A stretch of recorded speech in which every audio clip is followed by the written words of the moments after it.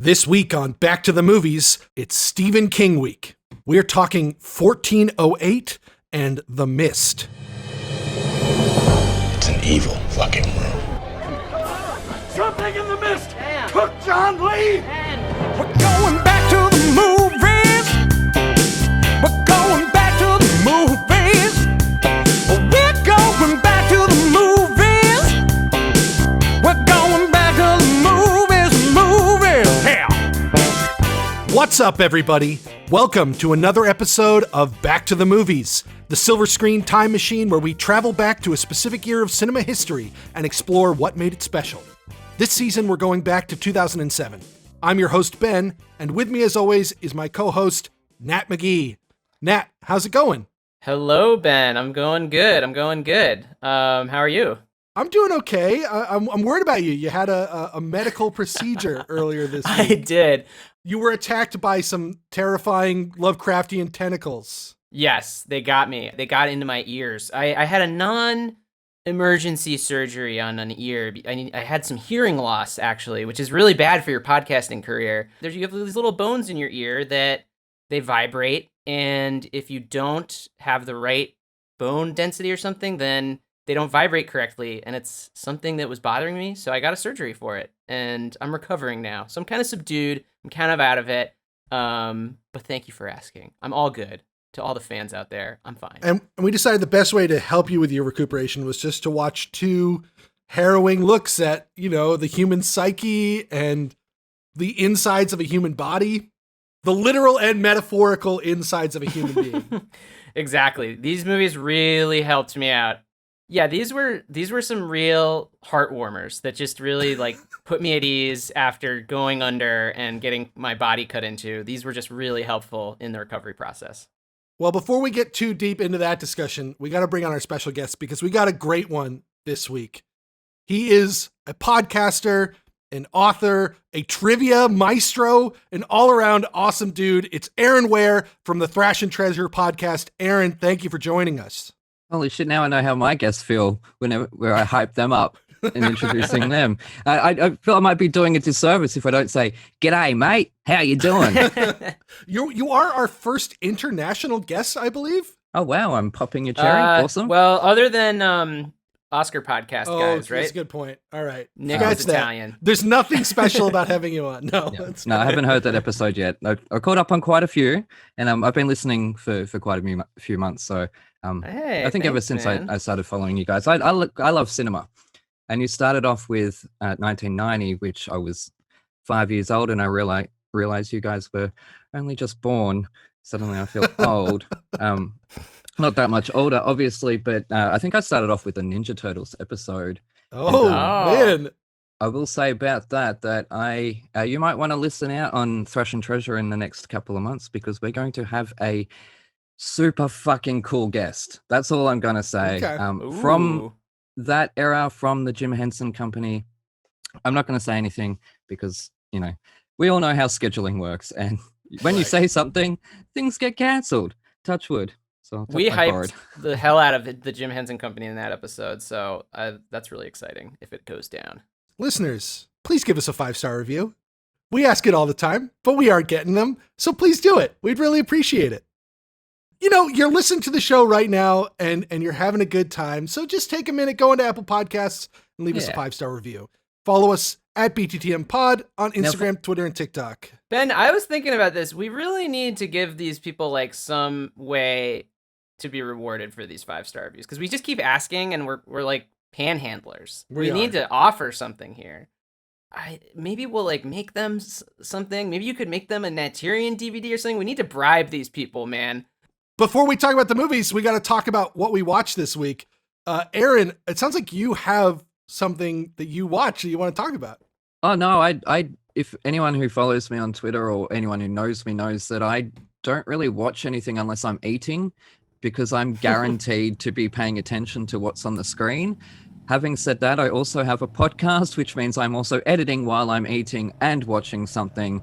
So that ruins that. However, I've really, apart from Black Widow, which my heart breaks at your episode that I got halfway through and had to stop because I'm like, no, what are you guys saying?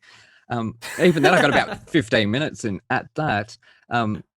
I'll get back to it. I promise that. No, I've just been watching Drag Race España, really, and Drag Race All Stars, and Drag Race Down Under, and Drag Race Holland. How many different Drag Race countries are there now? Not enough. Not enough. Clearly. It sounds like España and Holland and Yeah. Down Under. Yeah. Wow. And then we've What got about you? Canada, which I'll get to soon because that's starting up again. And it's funny, my fairly right wing conservative mum is binge watching Drag Race at the moment. Oh. I mean, she's Ah. 70 something and she doesn't swear. And, they say a lot on that show. So I've heard it's astounding television. I've never sat down to watch it, but I've heard amazing things about it. And one of these days, I It want is. to get into it. it is. Aaron- It's, yep. Literally within the last week, my mom also told me that she had just started watching Drag Race. Oh, really? Oh, wow. Exactly. Yeah. Keep an eye on What it is because it's an happening? experience watching your mum watch Drag Race. I tell you that, especially like the older they get, the more sort of conservative she gets, if you will. Like I love the dear, but we don't agree on so many things. But it's nice to see that she is embracing that culture. And look, the show can pat itself on its back so many times claiming this. I'm actually watching it at the moment, so. Great. Nat, you watch anything good this week? Pre-surgery, we were looking for something quick to watch. I didn't want to get too deep into something. So my friend, avid movie watcher Davide, and I was staying with him. We watched a documentary on Criterion Channel called Original Cast Album Company. And I figured Aaron might be a fan of this film. It's just no, I like haven't seen raw it. footage. Yeah. Oh, you haven't seen it? It's really good. No, It's I'm pretty raw hopeless. footage of a cast of a musical penned by Stephen Sondheim just recording the cast album, and it's astounding. It's a really good movie. Really great music, obviously, and then like just seeing the emotion and the intensity that goes into getting the performances captured on vinyl was really cool to watch, and it has some creative documentary flourishes as well. So highly recommend, and I think it's being released as a Blu-ray Criterion later this summer. So pretty cool stuff. Very cool. What about you, Ben? I have been insanely busy for the past 2 weeks or so, and I have watched nothing but the films for this podcast. Wow. Wow. Okay. So now I know why you wanted to skip this segment. I didn't want to look bad. I'm failing on my cinephilia. Ugh. Okay, let's go into the stuff. Yeah, we got our work cut out for us this episode. It's one of our only multi-film episodes this season. When we were looking at the schedule, we were looking at the films of 2007. These two jumped out to me because, one, as a horror aficionado, I had seen them both before. I liked both of them a fair amount. But two, they just share so much DNA. So that's how we got to this place here, where we're talking about both The Mist and 1408 in the same episode. Yeah, these episodes are harder to do. You add me. Good on you. Yeah. It's just a lot of work. It's like watching two movies and then like thematically tying them together, but it is easier for these two particular movies. I thought like kind of doing some of that scene setting, talking about what connects these films, would be a good way to get us into them instead of just jumping into the movies themselves. They make a really good pairing, don't you guys think? Can I say no? Am I free to have an individual thought on this show? I've written a review for 1408, so when we're covering that one, I'll read that one. But The Mist I didn't because I had already seen that one. Sure. I guess stylistically they reminded me of each other. Like they both kind of seemed like kind of B movies, but with like a glossy 2007-y sheen. And obviously they're both based on Stephen King. And I did appreciate how they're both in a single room, more or less, but one Right. is a guy that's all alone and the other's a bunch of people. So that was kind of a cool double-sided thing. And one is very much about the horror of being alone, and one is very much about the horror of being with other people. Like there's just kind of this nice, duality to them. They're not identical, but they have these different perspectives on similar ideas. I like that one of them is, creatures and one of them is ghosts, basically. I like that one of them is really gory while the other one relies more on like jump scares. They are so aesthetically tied. Like they seem like they were made together or something. Like I even feel like the opening titles looked kind of similar. Like just Sure. like, hey, Yeah, I it's thought the so movie. too. Like Yeah. it's weird. And of course, the greatest connection of all is that they're both based off works by Stephen King. Aaron, you Yes, have written horror fiction. Horror in quotation marks. Sure. I like to say comedy horror because if the horror is bad, then at least there's the comedy. And if the comedy is bad, at least there's the horror. I've got my ass covered. Now I grew up watching horror, and probably when it comes to Stephen King, The Shining is Kubrick's film I'm talking about is stunning. And then the Tim Curry Pennywise, fantastic. Terrified me as a child. As an adult, pretty bored. Having an older brother and sister, having a video shop around the corner, we would always be watching the latest horror movies that were out. And as I grew up, Scream, I Know What You Did Last Summer, and all those teen slasher movies. But then I become an adult, and I guess I just become a cynical cow. I really did, because I'm looking for a lot more in my films than jump scares or gore or whatnot. And so many of these films are branded as a psychological thriller or a psychological horror, but to me, they're not. They might be about someone going crazy, but the theme of the movie, what's making them scary, is not psychological at all. In The Shining, it was. In Kubrick's Shining, it was, because he went crazy, and the tone of the film, everything about that film, is unsettling. This is an interesting take, and I think I can start to see maybe pieces of your 1408 review creeping in here. Yeah, I'm excited to get into that discussion. That. What I really want to ask you about here, though, is you just talked about The Shining, which comes out in the 80s, and Nat and I, we covered Misery in our first season for 1990, and it was both of us had it in our top 10 for that season. And here he is again, 17 years after that. How is he able to stay relevant? Like, as somebody who's tried to craft this kind of fiction before, what is it about his work, do you think, that makes it resonate generation after generation? Cocaine. He will admit it himself. He was so fucked up on cocaine in the 70s and 80s that's why so much of that work was so crazy, if you will. Carrie, great film, the original Brian De Palma film. Why have we gotten so many remakes? I don't know. We don't need it. Even The Craft Legacy was a fucking remake of... I'm allowed to swear on this podcast, aren't I? You are absolutely allowed to swear. Yeah, even that was a remake of Carrie. I've gotten 10 minutes into it, and already she's had her period in the class, and they're tormenting her for it, and she has telekinesis. What the fuck am I watching? Goodness gracious me! But that's sort of these are the worlds that he created, and they were so like, come on, there's a truck, Christine, and yet it's popular.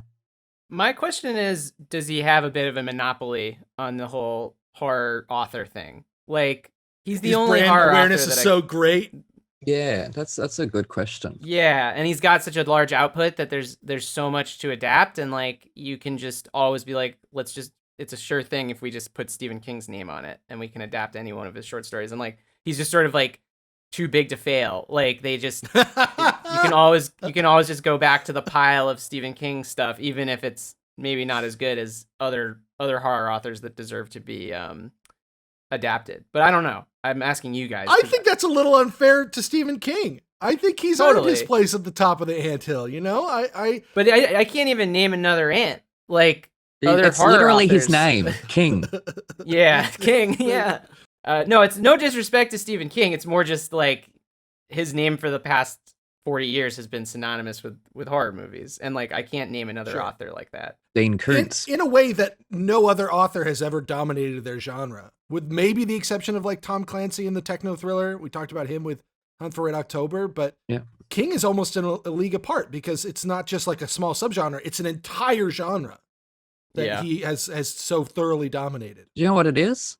It's the MCU effect. It's the universe that he has created. You can pick up one book and you're going to get references to previous books. You're going to go to Derry in Maine, or you're going to be in Maine, full stop. There's going to be themes and characters that keep popping up. And The Mist has the Castle Rock Times in it. Yeah. People have always loved that. And that's why the MCU is so popular, because people have something to keep coming back to, and there are little winks and nods and Easter eggs to things that they already love in something that they're currently enjoying.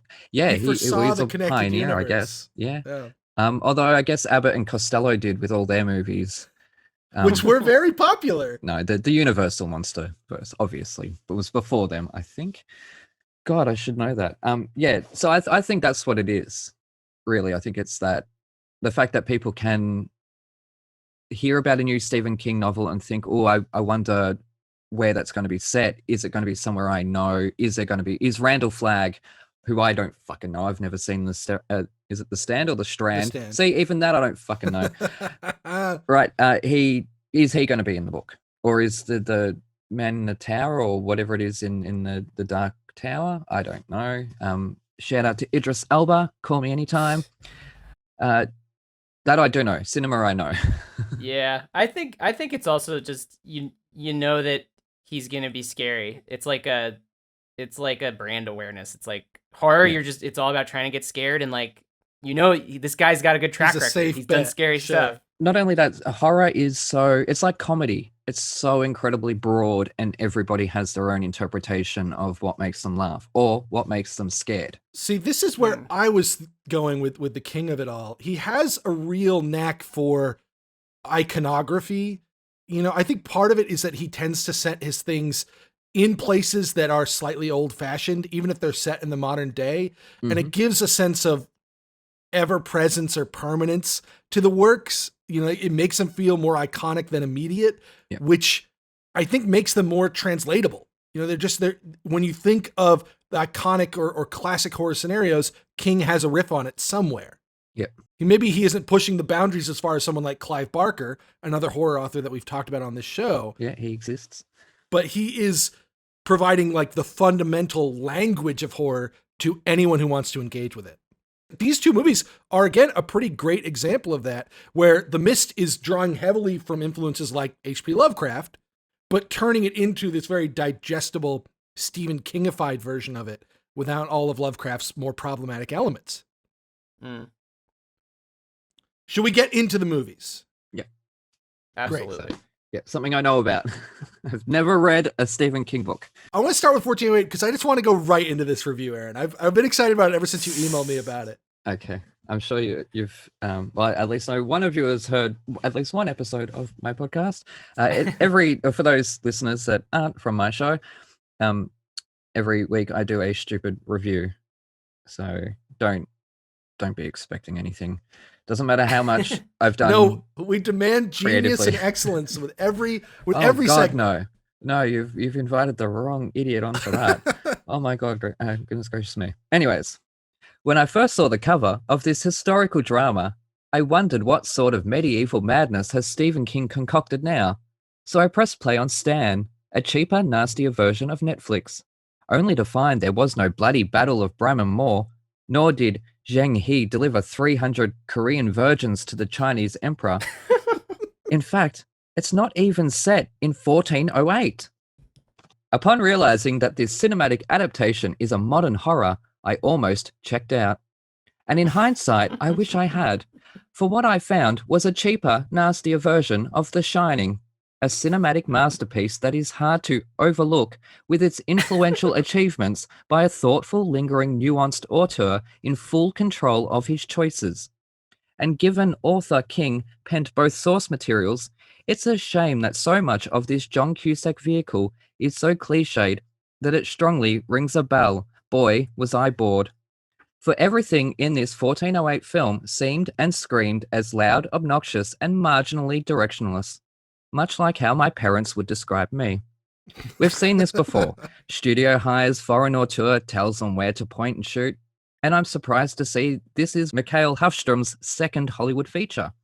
After his first almost derailed his Hollywood dream with a Clive Owen, Jennifer Aniston thriller. Regardless, Hollywood loves a foreign unknown.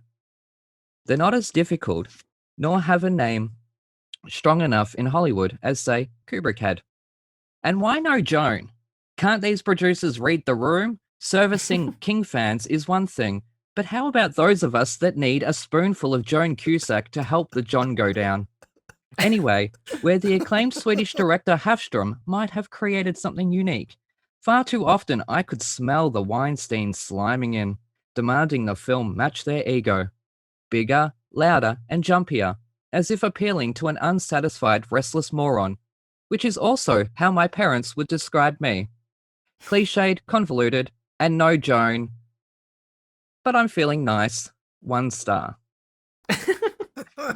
Wow, you just made my ear hurt. I'm laughing so much. Coming in hot.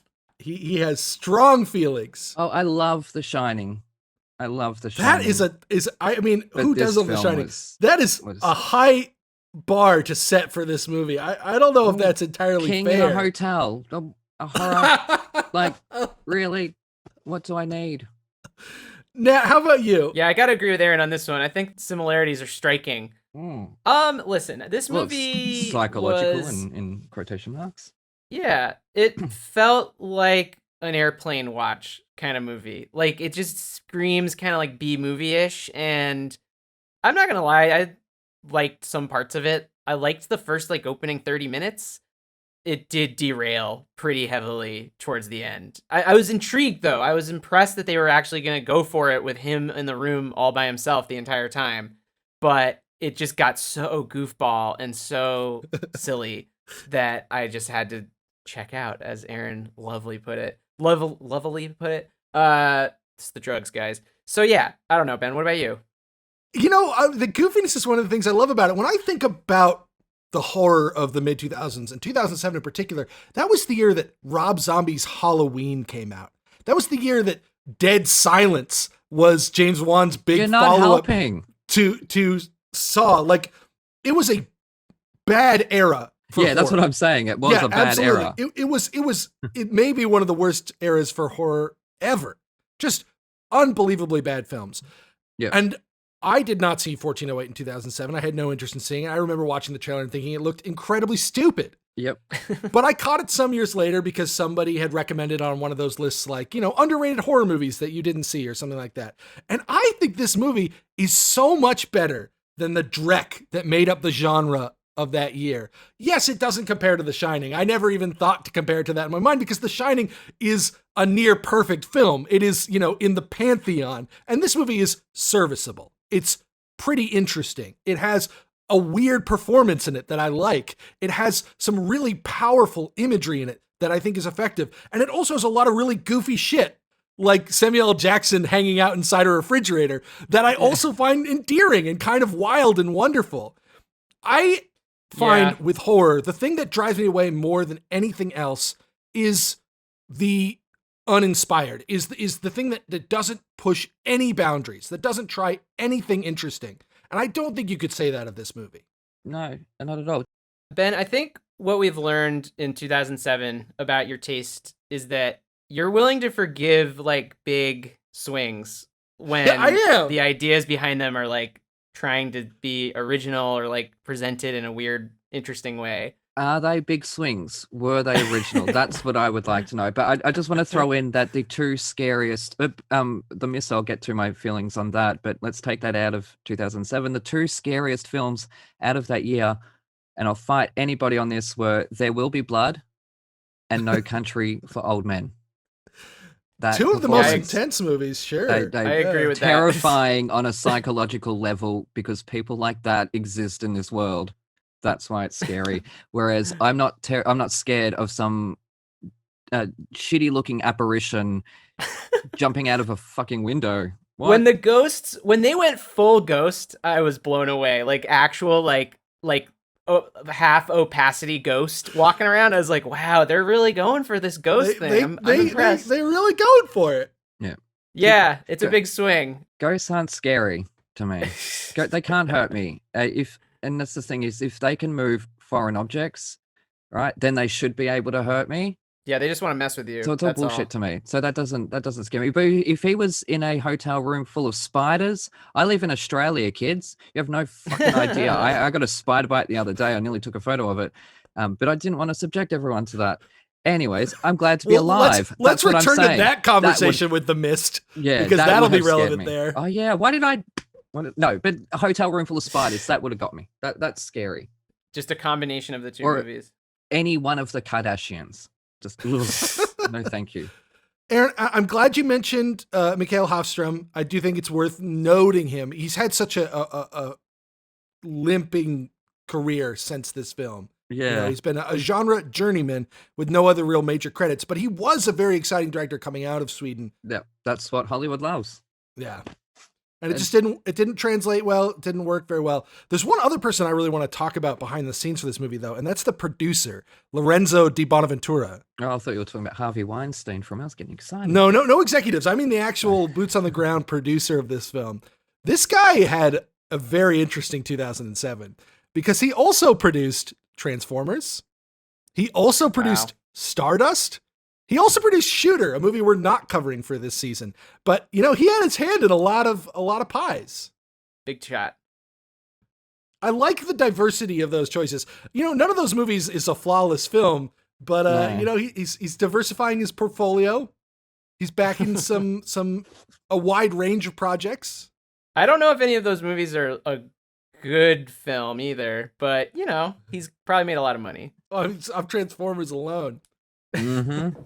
I kind of like those movies. They are big, loud, and dumb, which is what this horror movie is, but they're not trying to scare me. They're trying to excite me on this, fun adventure that they're on. So there's a different goal that they've both got. One passes, the other one fails miserably, I think. What isn't big, loud, and dumb is the way this movie opens. Yes. This movie is a very slow and quiet open. Nat, you said you liked the opening of this film. I loved the opening of this movie mostly because I just loved the way that John Cusack was acting. I loved that he just didn't give a fuck about anything. And it's kind of until I learned it was because he suffered extreme trauma, I was kind of life goals right there. He just doesn't really care that much about anything. And he's just seems to be doing his job, getting his money, go surfing. Great. Don't worry about being all freaked out about other people. It's fine. Whatever. It's just room key now. Thank you. So I was loving his energy. Aaron, I take it from your review that you are not a fan of this performance. No. I'm John Cusack's. I like Joan. I'm sorry. Joan. I do too. Joan's my honey. John was good in Gross Point Blank. One of my favorites. Say Anything. Well, I was Stand By Me. I think Say Anything is more a series of iconic moments, if you will, and the dad is, if anything, the best thing out of that movie, if I remember correctly. The dad is great in that movie. Yeah, wasn't it? The dude from Frasier. Yep. Yeah. No, as I said before, I grew up on horror, and now I'm at the point where I'm so incredibly bored because nothing scares me anymore, except spiders or the people that are around me turning on me, which I think is why Scream resonates with me so much because, I had my childhood and went to my high schools. So that real someone, stabbing me or walking to the shops at 5 a.m. and having ice addicts stop in front of me and harass me and hound me. That actually happened. Fucking terrifying.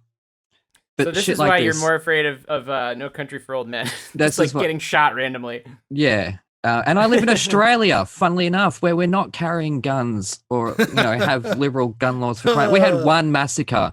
Well, we had actually had a lot of massacres leading up to this one big one, right? And 27 people were killed. And then gun control came in. That was 25 years ago. You know what I mean? But then there's the thought that people can still own guns and stuff like that. And there are crazy people around, and drugs is a problem, especially the harder drugs. So that, real stuff or sitting here and having a huge spider the size of my hand, which is no joke, suddenly crawl on me or on the wall behind me, you will hear what fear sounds like. But this film, this film, I was bored. I really was. Can I ask a question that maybe is a stupid question? Yeah. Does a horror movie have to be scary? Well, isn't that in the brief that it's a horror? This is why it might be a stupid question. I'm not 100% sure. I agree that I don't find this movie scary. There are 2 points in this movie that I find scary, and they aren't any of the jump scares or anything like that. It's the moment when his daughter dies in his arms. It's one of the most devastating and heartbreaking moments, I've ever seen put into a movie. Not the least because I think Cusack's really firing all cylinders in that scene. But just the concept of that, is really one of the scariest things I can even think of. And then the other is when, to jump ahead in the plot, after he appears to have escaped the room and then wakes up back in it and starts to freak out, that idea, which resonates so strongly for me with any kind of emotional baggage or psychological damage, or even like something like an addiction, the way it can just overwhelm you out of nowhere, how you can never really escape it. Both of those work for me, not just like on an academic level, but on an emotional level. They resonate. They frighten me about the kinds of pain that it's possible for a human being to suffer. And it's also something that I don't see in a lot of horror movies, or really movies in general, but it's more often in like a weepy melodrama than in a horror film. And this is why I think one of the reasons why I think the Shining comparison is a little unfair is The Shining never really wants you to feel in any way what Jack Nicholson is feeling. It's not trying to explain his madness or show how easy it would be for you to succumb to that madness. But I think this movie makes a pretty strong argument for how Mike's torture could be your torture if somehow you were trapped in an evil room and or were dead and were in some kind of Dante Alighieri purgatory. Isn't that what makes The Shining so scary, though? Absolutely, absolutely. So But you don't understand why. yeah, That's not a blow against The Shining, but I think that the movies are trying to operate on a very It's different level. unsettling. Well, I guess it all depends on, to answer your question, Ben, it depends on what you want out of movies. Like, are you looking to Right. be scared? Because otherwise it's just, is the movie watchable? Is it good? Like, if you're looking Right, at it as right. like a ride, then maybe you could get a little more psychological and like the horrors of psychology. But like, yeah, this movie like isn't scary. It's No. kind of goofball and like has some crazy ideas, and like the whole lead up to it is so ridiculous. Like, don't go into the room. Whatever you do, don't go in. It's so cornball. The word ride, I feel like, is pretty good because this movie does kind of have like an amusement park ride feel to it once you get into the room, and it's just like new scare, new scare, new Well, it's scare. like an escape. Did you ever see that movie Escape Room that came I out did, yes. a couple About years 20 ago? minutes of it. Just like that. It's like, now the room's hot. Now it's cold. Now there's no windows. And it's like, okay, you're going to do all with John. But yeah, I don't know. I think the emotional aspect of it is fully overwhelmed by just the goofiness inherent in the idea and execution of the movie. And that I think that like if it hadn't been as like CGI and if it had been a little slower and a little more moody, I think it would have been a better psychological horror kind of movie. But instead they go for like the crazy. It's big and goofy. Yeah. You've got a weird deformed hammer murderer. You've got ghosts that look like they're being projected from old film strips. Yeah. You've got it reminded me of 13 floods and Ghosts, fires. which also has Yeah. Tony Shalhoub. Which is also terrible, if I remember correctly. He just Matthew loves Lillard? he loves to be in corny ghost movies, I guess. Yeah. He's barely in this one. I'm not sure he even counts. I didn't even know he was in it until yesterday when I was just reading back over the Wikipedia page just to make sure. I was like, was he in it though? Because I know Len. He's like, I'm gonna Len get you a Terrier hotel was- room, buddy. Was he? Oh, Very okay. thankless task. What about Samuel L. Jackson though? Dude, that just reeked of like they cast him so they'd get asses in seats. There was no reason for that to be Samuel L. Yeah. Jackson. John Cusack wasn't the. You look at the poster and they share the same amount of head space. It's like their faces are cut in half and they're like one. And, they're obviously setting it up as like Samuel L. Jackson is the bad guy. But like, that is not what happens in this movie. They marketed it. They knew like, we're never marketing this movie as John Cusack is trapped in a room that the temperature is changing. So let's fucking plaster Samuel L. Jackson all over it. Yeah. Which in any other movie would be like some character actor. It would not be Samuel L. Jackson. Right. I don't want to belabor this discussion if it seems like we should move on to the next film. Does anyone have any other things that they want to say about this? Yeah, I think corny is a better term to use than goofy because I Yeah. think the next film is goofy, but I love it. I think it's a bit of a difference. This is just a terrible movie. This is just not good. Oh, that's not Sorry. fair. Sorry to everyone who worked on this film. But you're right, in the amusement park thing, it was bigger, louder, faster, harder, all the way through. And it reeked of trying too hard. And even though it's based on a source material, it still felt like this whole emotional thing with the daughter felt shoehorned in. It felt contrived. It was like someone said, hang on, we need a little emotional element here because we can't just have all scares.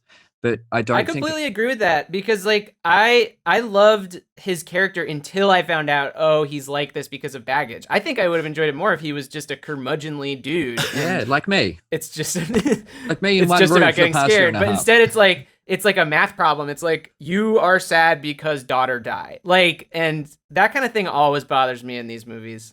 Yeah, this is so funny. I have the opposite read of it, which is that, I think his character only works because of this. And I feel like the movie brings in specificity, that there's a lot of detail in Cusack's performance that isn't just like he's a, curmudgeonly asshole, but it's very specifically in response to this exact trauma, plus the problems he has with his dad. And the movie is just revealing the facets of the performance to you. It's not otherwise cheapening it. And I don't think the performance makes sense in absence of that. I think that's what Cusack is playing. I think he just looked confused. Nah, I like it better when people are just curmudgeons, because When people are just assholes all the time. yeah, just like Jack Nicholson in The Shining. Yeah. Oh, he's a writer. So, and then they're Right. isolated. And we think that I've just spent a year and a half as a writer alone in one room. How have I not turned into an amalgamation of Jack Torrance and whatever this dickhead's name was in Mike 1408? Henslin. Mike Enslin, that's it. I did Not read as it good a numerous name. times. Now, I want to give a shout out to Mary McCormack, who I've been watching in The Kids Aren't All Right. She plays the wife. Utterly underused. But I'll tell you what the fuck even happened in this movie at the end of it? Like, what was all that about? It was the end result really he just had to burn the room out? Interestingly, that was a reshot ending. I know there was a few endings, but The original ending was he lit the room on fire and then died in the fire. good. He should have. And that would have, maybe would have given it 2.5. Oh my god, Probably 2 stars. It was pretty cringy at the very end when it's like, her voice is on the tape recorder, and it's just like, cut Yeah. to credits, directed by. I was just like, what the fuck? I gotta say that the thing that terrified me the most in this movie was not anything to do with room 1408, but it was the getting tossed by waves, because that's actually happened to me a few times. I'm sure it's happened to you too, Aaron, living Why? in Because I'm Australia. skinny. Thank you very much. I Yeah. live in Australia, which means I live 5 minutes from the beach. I have swum in that much rough seas and all that. You would not believe that I am still alive today. It's scary. I tell you that. I've had those experiences before. I've never, swallowed water like that, but that ocean will fuck you up. It'll Not kill ya. just water, I tell you that. I've swallowed all sorts of crap in the beaches. But yeah, look, I live 5 minutes from 12 different beaches. So it's if there's ever a tsunami or anything, I'm fucked, basically. Great. Now, see, If that 2012 scares me. That scares me. Speaking of John Cusack. Yeah, let's move on from this movie. It's kind of a dud. Please. I'm sorry, Ben. I know you have your little Stardust appreciation for it. Sorry, no, That's Ben, you accurate. can't sit with us now. I'm going to build a team of underappreciated, even on this podcast, movies, like my own personal X-Men of 2007 movies. The overlooked, Reject 2007 underappreciated- movies. The island of misfit movies. It will be my little haven. Oh my god. And then I'm gonna force you to include Good Luck Chuck in there. Yeah, you can go fuck yourself. Another movie Okay. I won't be watching ever. So please don't invite me on for an episode on that. That's the right choice. That's the right choice. So the other film we want to talk about is The Mist, which certainly has a better cult following, a stronger reputation than 1408. Is that deserved, Aaron? I feel like you've got thoughts on this. Yeah, I do. I have a lot of thoughts. It's easy for people to stereotype me if they read my novels that I might like creature features, and the fact that I'm obsessed with King Kong, and even to the point that I have a tin of King Kong right here, and Hey. the program from the musical right here, just randomly next to me. So, okay, but I love creature features. I live in Australia. Let's face it. And even spiders terrify me. They're beautiful in design. They really, really are. Animals in general are amazing. And I wish they would take over the earth and we could all fuck off. Because, we're awful. So this movie speaks to your personal Yes. ethos. Yes, because humans are assholes at the end of the day. And the humans in this film are assholes. I mean, they're normal, average white bread people, and they're just having a random day at the supermarket. But the psychology of it all and the religion thrown in, that terrifies me. That's scarier than the monsters in the film. Like the humans are the monsters, that whole cliche thing. That's the point of this story. It's a lot of fun. It's campy. It's goofy. It's silly, but it's also grounded. And that's what I really, really appreciate about it. And that's something I strived for. And in fact, because I started developing my novels in 2006, and then I saw this film, and it did have a bit of a sort of moment where I was like, yes, this is the flavor I want. I want something that is campy and B grade, but also grounded in reality, or at least grounded and raw and gritty, like Pan's Labyrinth, another terrifying movie because of how dark it is, even though we're in this fantastical world. And so we got this movie, from the video shop. I'd heard that it was campy and B grade, and absolutely loved it. And that ending, that ending is heartbreaking. In that other movie, whatever that was called, that was not sad. At the end of this movie, that is heartbreaking. Every time Thomas Jane grabs his son and protects him, you feel that emotion. That all those performances in that are fantastic. Marcia Gay Harden, hands down. Why she wasn't nominated for an Oscar for this movie, I'll never know. That's a joke, people. You're not going to get nominated for this film. But the performances are above what they should be. The cast is definitely one of the strong points. Fantastic. And not only that, the director, Frank Darabont, brilliant. And in fact, it was from this movie, and I love this movie a lot more than Shawshank Redemption. Wait for everyone to drop dead in shock. Nope, good. This movie made me watch The Walking Dead. Him leaving The Walking Dead made me stop watching The Walking Dead, and I haven't gone back to it since because of what he did with this material. It's fantastic. I love this film, and it is so much better than people give it credit for. I know you say it has a cult following, but there is those who will turn it down because it's a monster movie. It's silly. It's over the top. Now, this was your first time seeing it, right? Yeah, this is one of those movies that, like, if you spend a lot of time on, like, movie internet, people talk about it a lot, and you end up, like, on YouTube watching clips of random movies, and this one always comes up just because it's got some pretty crazy scenes and obviously the ending. So, like, I had basically seen this movie before by proxy. I have a couple of movies like this in my brain, but this was the first time that I actually, like, sat down and watched the whole thing. And so, like, all of the surprises were kind of stripped away from me just by virtue of being exposed to it for so long. But yeah, I'd say, again, it's got that B-movie energy, but I think it's deployed way more skillfully than in 1408.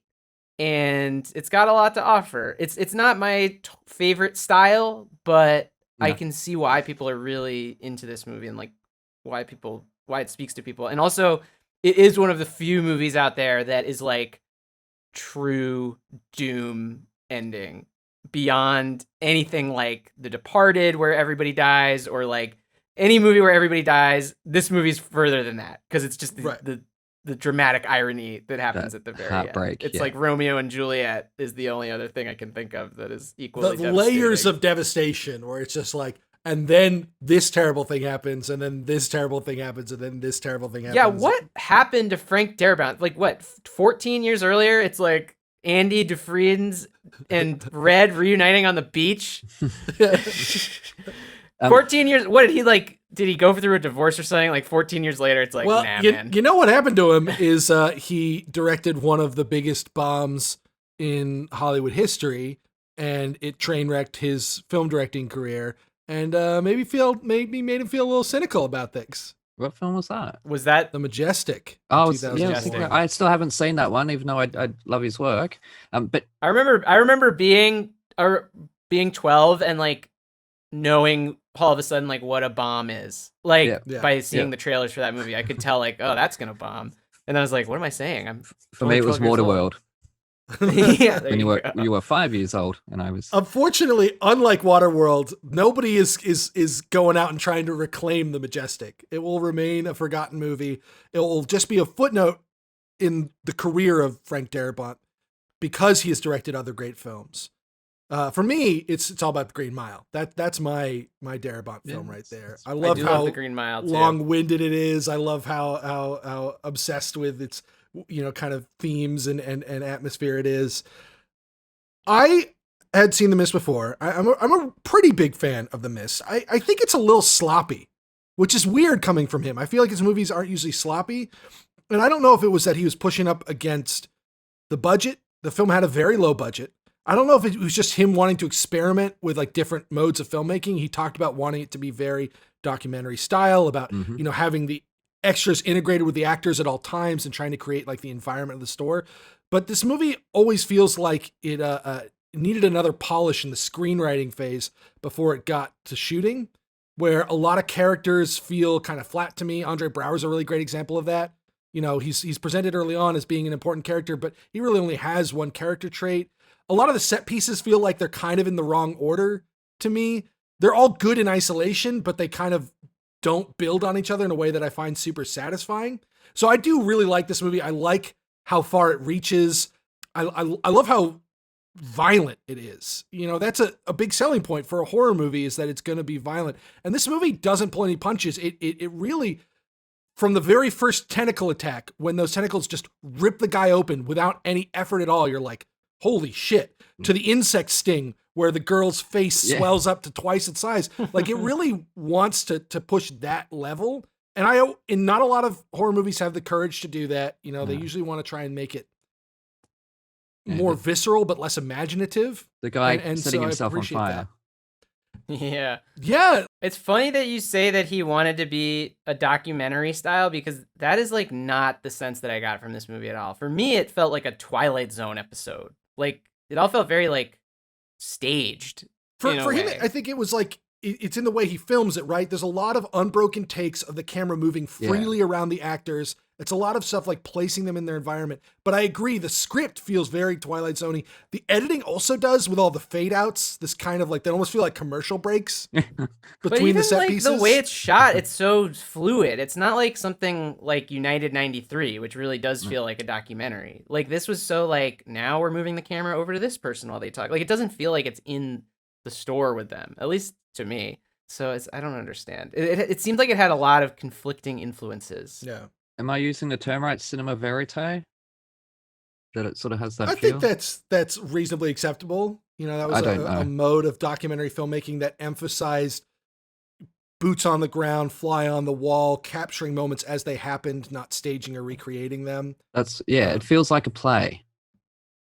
It's in a lot of ways. Because it's so stagey and isolated, there is very much like a play aspect to it. And I think also because the characters are so archetypical, particularly like Mrs. Carmody, you can see her whole arc play out the second you meet her. And it's a very satisfying arc. I think Marcia Gay Harden is great in this movie. Yeah. And those are my favorite moments, are like when the mob really starts to lose its mind. Yeah, Ben, I have to talk to you about this. Is this movie like, I was like, is this movie Ben's guiding star? Because like, you're an outspoken atheist in a small town, and I'm just curious if you had any thoughts on like the whole situation that erupts in this movie. No, I think the movie very fairly and accurately, portrays her as an outsider even amongst Christians. That her faith is a very extreme form of it. My problem with religion is much more mundane and boring than this movie. If they were, a mob with torches and pitchforks, it would be easy to hate them. Gotcha. But don't you feel like those, when she rallies all the zealots, don't you feel like they're about to go storm the Capitol? Very much so. Very much so. I'll put $1 in the jar. Hey, speaking of, I want to talk for a second about William Sadler in this movie. We saw him in our first season because he's the villain in Die Hard 2. Playing like this weird naked kung fu military commander guy. It's the same guy. Yeah. And then like it's a bad thing. Around the same time, he's starting to play the president in all the MCU films. And here he is playing like a great backcountry hick and nailing it. That guy's got range, man. Yeah. He's great. That scene where the Shermanator gets killed and he's immediately like trying to cast blame on other people was so funny. He's like, he didn't know what he was doing. I'm so happy that that's the same guy. I love it when people have range like that. But speaking of performances, what do we think of Thomas Jane in this movie? He can call me anytime. As for his acting, no, I think it's pretty good. I have 2 notes. He's got a really weird accent in the first Yeah. like 20 minutes that he completely forgets about. Yeah. He just gave it up. Trying to do some kind of Vermonter situation, right, Ben? Something like that. I think it's Maine, but it's in that regional accent camp. And then he has a really good angry look. I wasn't really like, I was like, why Thomas Jane? But then when the Shermanator got killed and he was just so pissed at William Sadler, I was like, oh, that's why. Because he just gives the best, like, you just fucked up so bad look to Sadler. Yeah. And he was just so upset. But yeah, he does the job. He's the leading man. I think my bigger problem with all of this is like the movie is just so telegraphing like who's an asshole and who isn't to like a ridiculous degree. And part of that is really enjoyable, and like the Schadenfreude is great when those people get their comeuppance. But you're also just like, the movie just like T-balled it to me. Like these people were such assholes and they get completely Except, Nat, can I suggest one thing? The point of this movie is that despite being the good, reasonable man, Thomas Jane never makes a good decision once in this entire movie. That everything he chooses to do leads to the death of other people. Yep, including, as we know, the ending. Just on the ending, for a recent film that has a shock ending that I would say is up there with this missed ending, is Red Pill by Tonya Pinkins. And I know it's on the festival circuit at the moment, and so therefore no one will have seen it. But we had her on the show, so I got to see a screener of it. nice. That ending, holy fucking shit, goodness gracious me. And then you have this really beautiful song by Laura Bell Bundy, which just makes you scared of her now, even though she's absolutely adorable. So yeah, no, Red Pill, check it out, it's good. Those crazy endings. But yes, I mean, I understand what you're saying, Ben. Like I guess I didn't really think of it that way, that like all of his actions lead to more and more death because he's the one that ends up getting out of it. He survived. The one that works for me is that he insists that they go to the pharmacy to save the life of a dying man. And because of that, 3 other people die. And they don't even save that man. Right. Yeah. I mean, that's the whole like trolley car thing. Like if you have a trolley car and you divert it or whatever, like, I don't know. I can't really blame him for that. He's always in the right morally, I think.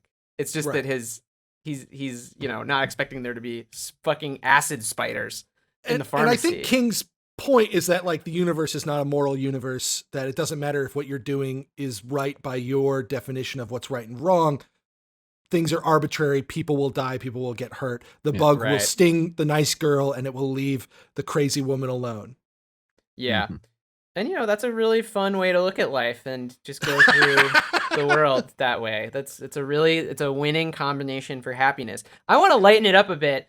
If you guys were stuck in the supermarket and the managers are cool with it, like, what snack are you taking? Oh, God.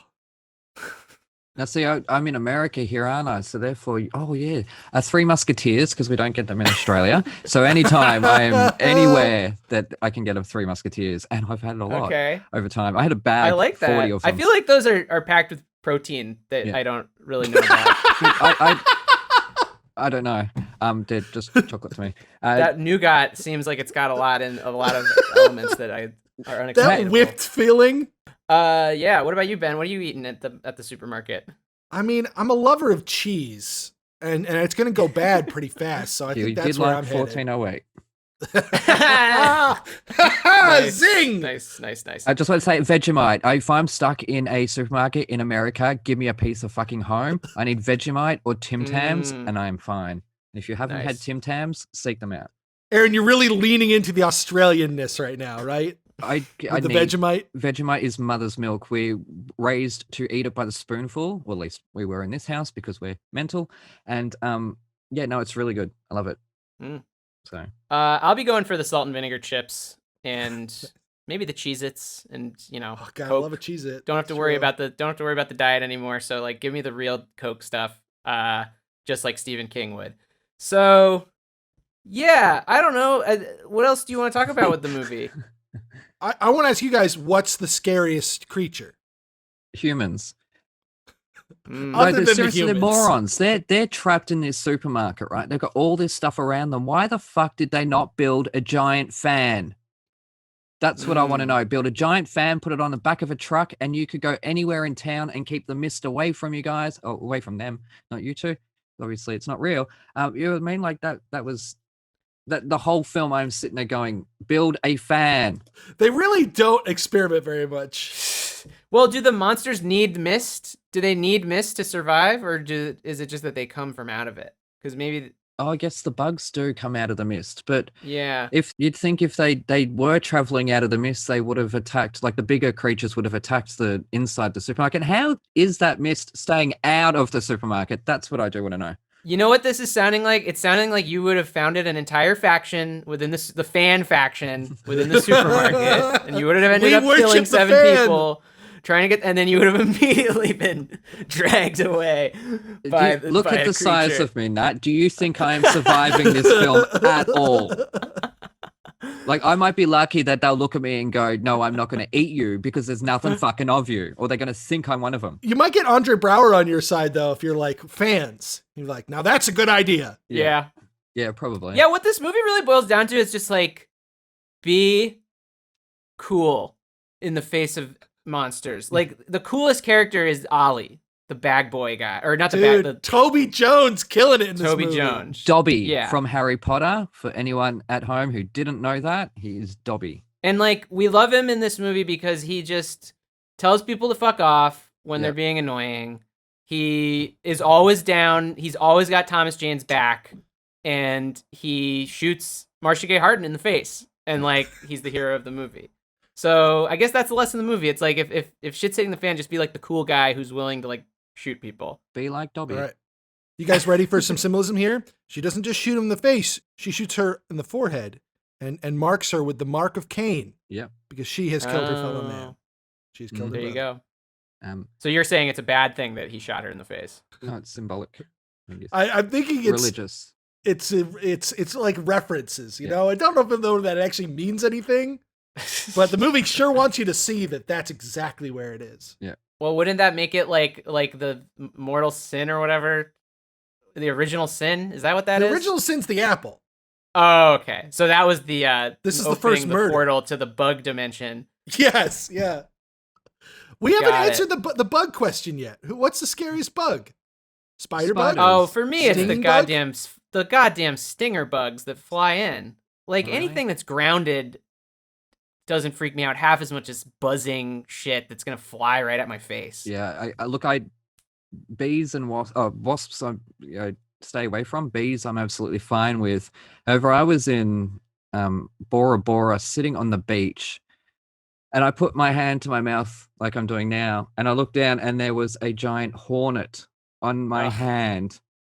And so this beach full of tourists, and I've leapt up and I was running around screaming like my mother, basically. It terrified the hell out of me. So I could kind of agree with you there on that. Yeah. When they can fly, they can get places.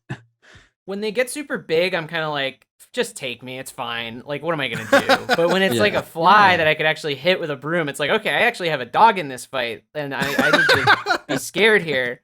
When it's like that gigantic Lovecraft dude that's like the size of the Empire State Building, I'm just like, cool, that's like wildlife at this point. Yeah. This was a little bit of a backhanded way for me to bring up this criticism. I always get really annoyed with movies that draw heavily from Lovecraft, that they never go weird enough. And this movie is a great example of that. All of the animals have recognizable Earth analogs. You know, yeah, the spiders don't have the right number of legs and they have weird human faces and they shoot acid webs, but they're still spiders. You know, I just wish they would go weirder. The creature at the end is by far the most intriguing and interesting, but it isn't one that we deal with in any way. But isn't that why aliens are seen as humanoid? You've made a really good point in one of our past episodes, which is like creature designing is its own job sometimes. And like you said that, like, I forget what movie it was for. I think it was Harry Potter, that like a lot of directors just like, they're doing this genre thing, but they just haven't done the work of like creating this entire world because it takes a really long time. And I don't think that's Darabont's problem here. I actually think it's almost like the opposite problem where it's over-designed, right? Where they're like, we have to build an entire ecosystem that makes sense, where the bats eat the bugs and so on. But it kind of loses that cosmic unknowability, the terror of the incomprehensible, because it's recognizable. Yeah. But isn't that what scares people more? That saying something that's like, that could be in the bushes. Or is it the unknown and therefore the unknowable? The thing that's like, I have no idea how this thing functions. All I know is that it's going to kill me. Well, as long as I can see its eyes, like I can keep knowing where it's looking at, I'm fine. And its teeth, I'd rather know how big its teeth are. But I just want to say that the lighting, I love the lighting in this film because it is so goddamn unassuming. Again, sort of speaking to that documentary style where it feels like he wanted to be able to move that camera 360 degrees. He never wanted there to be a lighting setup in his way, And I can't remember if it was on a studio or on location, but I have heard the audio commentary on the DVD. So I forgot to listen to it again. It was shot in sound stages in Louisiana. But so not in Hollywood, but they were like sets. They weren't. It wasn't an actual supermarket. Yeah. Okay, that's all right. I want to talk about the strange wailing music at the end, which was a bold creative choice. Not necessarily one that I agreed with, but it certainly struck me. It's like Enya music while they're just driving around, and it's just like the moaning of like humanity, basically. What did you guys think of that? Now entered into a foreign world. Yeah. And I think it's unsettling. It's to unsettle us because we're at that point thinking, great, they're going to get to safety or something big's going to happen here. And, well, turns out both of that happens, sadly enough for Thomas Jane. It really felt like the beat was about to drop at any moment. Like some like early 2000s, like mood music for a massage. Yeah. But it never did, thank God. It No. only dropped once the military showed up after Thomas Jane murdered his whole hang buddies. Let's talk about this. It sounds like you guys both think that this works, right? The film. As the ending to this movie? Oh, yeah. It's effective. Think, it doesn't feel forced or anything like that. No, It's just really doomery, but it is effective. Like, people certainly remember it. Yeah. I think without this ending, this movie never would have garnered the cult reputation it has. Like, this is what people talk about more than anything else about this movie is the way it ends. The absolutely devastating way it ends, where they run out of gas, they're stuck in the mist, they can hear the creatures outside, and with just enough bullets to murder all of his companions, including his son, Thomas Jane executes, only for the army to roll in seconds later. Yeah. He should have gone first. I struggle with this ending a little bit, if I'm being honest. It's so much. It's so much. It almost becomes silly to me. But you liked 1408, so I'm starting to question. I think sorry, a I'm being parent mean. holding their child who is dead and feeling them die in their arms is a more immediate and frightening idea to me than this absolutely absurd series of events that would have led to the point where Thomas Jane felt like he had to shoot his own son. Like, it's just, at that point, I'm like, it's theater. You know, it's not reality. We've gone too far. Well, I think it makes sense, though. I don't think it's ridiculous to think about it this way. Like, it's either that or they're going to get taken by monsters. I don't think it doesn't make any sense. You're sparing them that. Yeah, I'm not saying it doesn't make sense. I'm just saying that, like, it cannot resonate with me emotionally. It's too far. You're too cold. I can't feel that what Thomas Jane's feeling. I think his performance is quite good. You know, it's a really scary thing to do, to play an emotion that raw, to play it that big. Yeah. And he commits. Yeah, he does that change in his eyes. You see it, that change in his eyes when he realizes, what the fuck have I done? Yeah. And I think that's something that all humans can really relate to at one point in their lives, where you've done something and you have that moment of, oh shit, what the fuck did I just do? You know, Nat, you mentioned the Twilight Zone earlier. This ending feels a little bit like the ending to a Twilight Zone episode. You know, it's like, oh, he's got all these books to read, but now his glasses are broken. Only it involves the murder of children. Like, it's just like, my brain can't do it. Child. Just one. Just one. It's not that big of a deal, Ben. Be Come fair. Just the one. I mean, they're annoying anyways.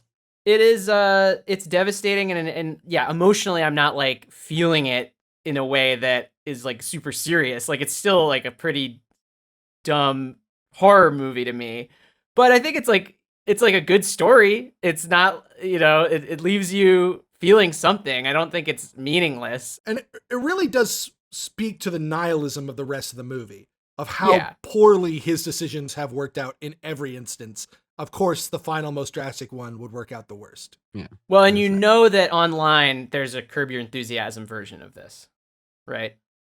Oh, where my God. Where the Curb Your Enthusiasm music starts playing. Oh, of course there is. This is just the end of a Curb episode. That's one of the funniest things I've ever heard. I haven't even seen it, but that's amazing. Oh, I mean, they do that for everything now. They have a Curb. They have a YouTube video with Curb music on every ending to every movie that's like ironic in any way. Oh man, it's highly necessary for civilization that we've done this. Hey, I want to bring up one other thing before we kind of move towards some of the more wrap up stuff. This movie comes out in 2007. Height of the wars in the Middle East, and we have this very pointed section in the middle where who is blamed for this terrible situation that everyone's trapped in? The military. Mm-hmm. Yeah. I mean, they kind of were to blame. There's this really very resonant and clearly very pointed. They kind of were to blame. Yeah. It's like, it kind of was their fault. They hanged themselves for it. It's the military's fault, but it's not the soldiers' fault. No. I think that is a distinction that Frank Darabont is trying to make, too. Yeah. This film has something to say. It's been one of all the 2007 movies, it's one of the most on the nose with the whole military thing that was going on at the time. It wasn't afraid to. They even ask the soldier at one point, like, how do you feel about leaving? Because he's clearly going to go into service. Fucking and yeah, it's really the first time we've seen a 2000 set movie with a military character, I think. Yeah, and he's like beyond like I Am Legend. Barely outside of his teens. Oh, I think is a really interesting and important part of this. He's not like he's the kind of kid that was actually going over there. Not, the awesome super soldier, but just a kid. Yeah.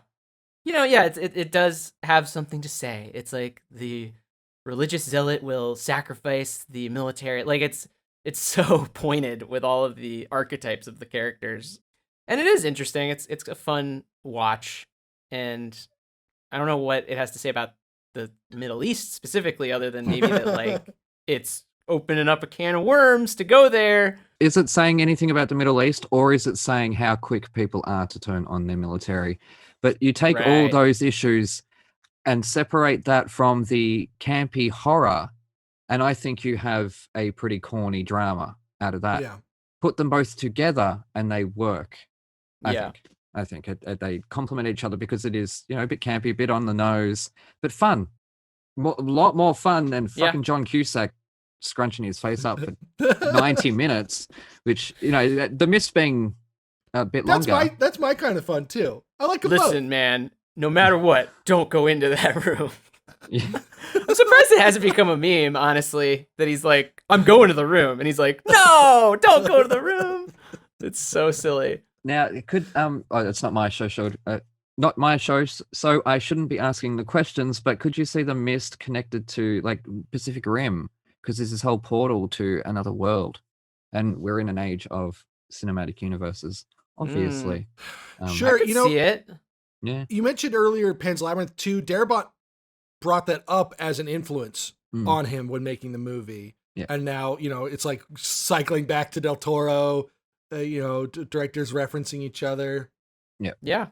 No, it's I was going to say it's kind of funny, this era of Stephen King adaptations, because I feel like you had the 80s, obviously, which, and then the 90s seemed to be a little more the Shawshanky Green Mile, like leaning more into that, like Stand By Me, more like wholesome. Mm-hmm. And then the 2000s Stephen King, I feel like people really lost like the tone, like, and I think that's why this gets a little B movie-ish. Like, there's another Stephen King movie that I really like from the 2000s called Hearts in Atlantis with Anthony Hopkins. Anthony Hopkins, yeah. Yeah, and it's a similar situation where like it does feel kind of like a B movie, even though it does take place in like the 50s. But I feel like now we've kind of circled back to this like Stranger Things 80s nostalgia. Yeah, just trying to recapture that 80s era with stuff like it. And then like Pet Cemetery and stuff like that. Like, do not we remember what the fashions look like from the 80s? Why are we trying to recreate it? We're only going to get 10 years away. Yeah, we're going to look back on today and go, man, the fashions from today were fucking ugly because we were inspired by the 80s so much. I'm an 80s child, but no.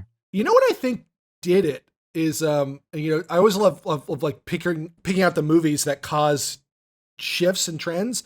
King in the 90s is kind of a big deal. Even the horror movies based off his work, things like Needful Things or something like that, are kind of these big, lavish productions. Like they take themselves pretty seriously. And then the movie that kills it is Dreamcatcher in the early 2000s. Oh yeah, Kevin Costner. Huge production. Is that Kevin Costner? Costner's not in it. It's Morgan Freeman and Damian Lewis and like it was like a big deal movie, Ben. And it was a huge flop, and everyone hated it. Partly because the aliens in that are called shit weasels. Like it's a stupid fucking movie. Cocaine, people, don't take cocaine. And then that like killed it until and then towards the end of the decade, people were like, "Can we make these like cheap little B movies out of his stuff?" And then it kind of takes that sticks around for a little while until we get to the modern era. Yeah, I love that, Ben. I love that lens to look at it. I think that's perfect. Mm-hmm. Well, a good way to watch The Mist is to turn the sound down. Or actually, no. First off, seek out the black and white version. It's how it's originally meant to be. I want to watched. talk about this. Yep. But also, what I did is I watched it on mute and I listened to Bat Boy the musical. Oh. And I'll tell you what, it lines up so many times that there will be the characters will be like singing at each other, or there'll be like something going on, but then there'll be all the people in the supermarket and the camera will be going back and forth to all these characters that I'm hearing them sing this musical, which is completely unrelated to the visuals, but it was an experience. So I recommend you get a little bit of help, some alcohol or whatever your vice is, and do that at home. It was a lot of fun. Anyways. Love that. So I'm glad you mentioned the black and white version. I wanted to bring that up when we talked about the film's legacy. It was how Darabont wanted the film to be shot. And he then had it color graded, desaturated in post, and released a version on home video that's in black and white. Yeah. But I've got to be honest, I am not wild about this kind of thing, about the shiny and chrome version of Mad Max, about, Zack Snyder's black and white Justice League or whatever, because the thing that they do not account for is that black and white movies were designed to be in black and white. Yeah, they're not shot in normal color. Like the lipstick will be orange. The reds you are seeing, or what you think would be a red or a blue sky, is not the colors that they are shooting in, and people don't realize that at home. So that's exactly right. You can't just desaturate the color. You have to design the costumes differently. You have to light them differently. You have to build different sets. You have to cast different actors. Whose faces look different. The makeup's got to be different. Yeah. And so when you're just going to desaturate it, like maybe that's closer to what Frank Darabont was picturing in his head when he first started storyboarding the film, but it's not going to be the best looking version of this movie. No. It's not going to be the version of this movie that captures the images that were shot on set the best way. All it's really doing for you here is like covering the mediocre CGI, which we haven't really talked about. This movie was cheap, and you can tell when you look at some of the CGI. But did it need to be expensive? No, it probably needed to be like a little more expensive. I don't see why not do it. If you want to release it and people are going to buy it, it's not like you have to watch the movie that way. Well, I guess I'm just not going to be one of those people that's like, you have to see the black and white version because that's the version the director preferred. I'm going to say, you know what? Chalk that one up to lost opportunity. Director couldn't get it made that way. Don't watch it that way. You're doing yourself a disservice. Yeah. Wow, that's harsh, dude. It is harsh, but I can understand You're that. you're a purist on the way the movie's meant to be watched. What if I watch it on my computer screen instead of a TV? Yeah, I'll say don't do that. I'll say don't watch a pan and scan film. Watch the movies the way they were shot. That's the best way to see it. I think if you're interested, it's good that it's out there. Like if you're watching like black and chrome of Mad Max, you clearly have seen it before. I think it's like a superlative. It's like just a fun experiment. I love that kind of thing. I love experimenting and seeing things in a different way. I've actually sat in movie theaters before with my headphones on just to see like what happens to the movie. Yeah, see what I mean? But not only that, when I studied filmmaking, we would actually turn the volume down. We were told to watch films with no volume because then you're watching the setups, you're watching the lighting, yeah. Right. Yeah. And you're watching the story without knowing. Yeah, I just think it's fun that you can do stuff like that, and I think it's cool. It's like kind of a fun like cinephile thing when they Nerd actually get to thing. release it on a DVD with a movie. Yep. Yep. For me, it's like George Lucas going and making the special editions of Star Wars. It's replacing the guns with walkie-talkies. But the difference is that he destroyed the originals. You can't even buy the originals anymore. It's totally different. Yeah. I just think you don't like to have any fun, Ben. No, Yeah. I'm just kidding. I like so looked forward to coming on this show after all this time, and you just no fun at all. But no, I'm kidding. Absolutely kidding. All right, let's do some quick box office stuff. Unless anyone has anything else they want to say about The Mist. Was there anything we missed about The Mist? But isn't terrible puns my job? No, I think we covered it. Yeah, no, I think It's really depressing and hopeless. I really love this movie. I don't why. It's also funny that Frank Darabont he just got awarded $200 million right now. Do you think he's happy? Because he Was that the he Walking got Dead? his Walking Dead settlement, and it's just funny to me that Finally, maybe now I can watch it. yeah. I'm not watching it. I Love zombies. hope he's found peace in his life. I hope so too. I'm excited to see whatever he does next because, he is a very talented director and writer who's been behind a number of really great films that I enjoy. Shawshank is like one of the greatest films ever, apparently. Not saying that's my feeling or that I don't like it or anything, but that's the common consensus is the Shawshank Redemption is there in the top 10, along with Chinatown and Network and whatever those films. Godfather. Look, I fell asleep during The Godfather. I've never seen Network. I've never seen, what was the other one that I mentioned that I've even forgotten already? Chinatown. That's it. And even though I've done lots of film school, how do you do that?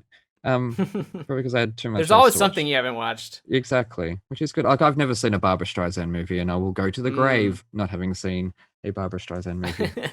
So don't invite me on for that. I like What's Up, Doc. That's an early one from her. I love Bugs Bunny too, but that's where I know that from. I know it's a movie. Yeah, you must have enjoyed Space Jam. Okay. Yeah, I was Ben. like 10 when that came out, and I'm not really excited about the new one. And I'm not excited about why we keep throwing legacy into these reboot sequels. And I'm sorry, but it's Scream 5. It is Scream 5. I'm surprised it's not Dynasty. I feel like that would Den, get us into this this thing. I just want to quickly talk about these two films' box office performances. 1408 had a budget of 25, which I think is right about where you would expect, a horror film like that to be budgeted at. You only have a couple of big actors, but you got some sets, you got some big effects. It opened in the summer, June 22nd, in second place to 21 million, went on to gross 72 million domestically, 133 million worldwide. Solid hit, great performer, exactly the kind of thing you want from your horror movie. You make it for 25, you make over 100. That's why people keep making horror movies. Oh, yeah. The Mist is a little bit of a different story. It only had a budget of 18 million, and considering how ambitious the scope of it was, that's a pittance. That extra 7 million would have gone a really long way in this movie. It opened in November 21st, which is kind of late for a film like this to open, in 8th place with 13 million. It went on to gross 32 million domestic, 57 million worldwide. It made less than half of what 1408 made. It's twice the movie. I mean, I think that mostly boils down to the star power, because Thomas Jane ain't John Cusack and Samuel Jackson. Yeah, I'm sorry to say it. That's where they're saving the money on The Mist. Is it's Andre Braugher, who's like a nobody in 2007. Like he's such a far away from his early heights, and he hasn't been reclaimed by TV yet.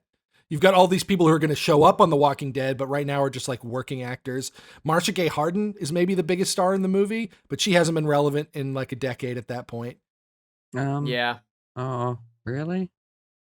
What else had she done? You think that's unfair? I mean, I don't think she's been like a serious I just think like in award circuits. I love Marcia Gay Harden. Yeah, me too. I just think I'm too much of a film nerd that all these smaller names or character actors that I've always admired, no one knows their names. Because you know what I mean? I mean, but yeah, even back then, like John Cusack was still a draw. Now it's He's little still a bit big enough different. draw that people in China will cast him in their movies. You know, like he's not a big name, but he's still like a name. Yeah. And then, That's Samuel that's a Jackson. really high bar that you have just set for the poor guy. Whereas Joan, I want to see more of Joan Cusack. I know she was doing Shameless, but I don't watch television, so I don't get to see her in that. You'll always have School of Rock for her. Oh yeah, I do quite love that. Oh, the young drummer died recently from that film. I I was know, that really was bummed really out sad. about that. Yeah, Yeah. I know he was, He was just good an guy. actor, but because that movie was a lot of fun. So, anyways, Yeah. it's not about School of Rock. If there is I any wish. justice in the box office legacy, it's that The Mist has by far the better reputation now. Is the one that people know, is the one that you, Aaron, had seen. Nat, it's the one that you had basically seen by proxy. Yeah. While 1408 was just it was a cable programmer, like you probably hadn't even Dude, considered watching it. Apple is probably like, oh my God, somebody finally rented 1408. Holy shit. Let's talk some themes. Let's talk some 2007 themes. In my personal life or in movies? Because very, very different playing field there. Yeah, Aaron, you listen to the show a little bit. You know the shtick here. Anything jump out to you as feeling very 2007 about these movies? A handheld, obviously, there's things like Born Identity, Yep, that's a great one. We don't talk about that one enough. Well, Greengrass, and his and it sort of shows like Lost used handheld and would switch from handheld to Steadicam when the tension would rise in a scene, right? Or someone would be running or something. Like, obviously, that would a lot of times would be no, because they've got the dollies, don't they? Anyways, yeah. So the handheld definitely. I don't know. We have a theme that we always talk about on this show for 2007 that we've kind of noticed across the movies that is very relevant in these two movies, and that is the quagmire. These movies are just quagmires. You're stuck in a situation. You have no idea how to get out of it. I kind of have a new twist on it for this week, Nat, which is purgatory, which I think is like a form of quagmire, but it's a little bit more about consequence. Okay. Where these people are trapped in situations that are the consequences of their choices. Mm-hmm. And it's meaning it very much in a religious sense. 1408 in particular has numerous textual and visual allusions to Dante's Divine Comedy. Like that is front and center as like a new twist on quagmire. Is this kind of like more existential or religious or spiritual form of quagmire. Yeah. Also at the time that the mystery box was a big thing. But True. Both of these films, one of them we're inside the mystery box. The other one, the mystery box is outside of where we are, as in the mist, where we're inside a box that's not a mystery box, but what the mystery is outside. And J.J. Abrams was very much a component of the mystery. And David Lynch, obviously, with his Mulholland Drive a few years earlier. Yeah, so that sort of, and then there was the film, The Box, how on the nose that needed to be. So there was all these sort of things that even, again, Lost, Mission Impossible 3, all these mystery boxes. So that was sort of, but then 2007, as I say, we stepped out of the mystery box, or we were actually in it. So I guess that's like a that. theme. What do you have, Ben? What else Pulled that out of you your have? ass. We've talked about it before, adaptation. So many of the films from 2007 are adaptations of one form or another, and both of these are. And that is very, very different to today. Good to see. Yeah, I suspect for each Sarcasm, of our people. modern years that we do, that theme will come up a lot. But it is a distinction from 1990, for sure. Yeah. Oh, look, totally. if you trace back cinema, you're going to see that cinema has been remaking itself from silent film to black and white to color. The same films would be remade every 10 or 20 years. Books and musicals and all that have been remade for years. And yet we sit here today complaining about remakes and all that, but it really has been the norm all along. No, I was just on Criterion Channel and I've loaded up Charlie Chaplin Iron Man. I had never seen this before. And then fucking Buster Keaton showed up as the Hulk, and I was like, how did I not know about this? They did Captain America in 1990. Thank you very much. Who's playing Captain America? Douglas Fairbanks? Yeah, Harold Lloyd was Ant-Man. I was like, are you kidding me with this shit? And then, of course, it was directed by the Birth of a Nation guy, and I shut that shit off. You invite me onto your show, and then you tear apart my knowledge of cinema.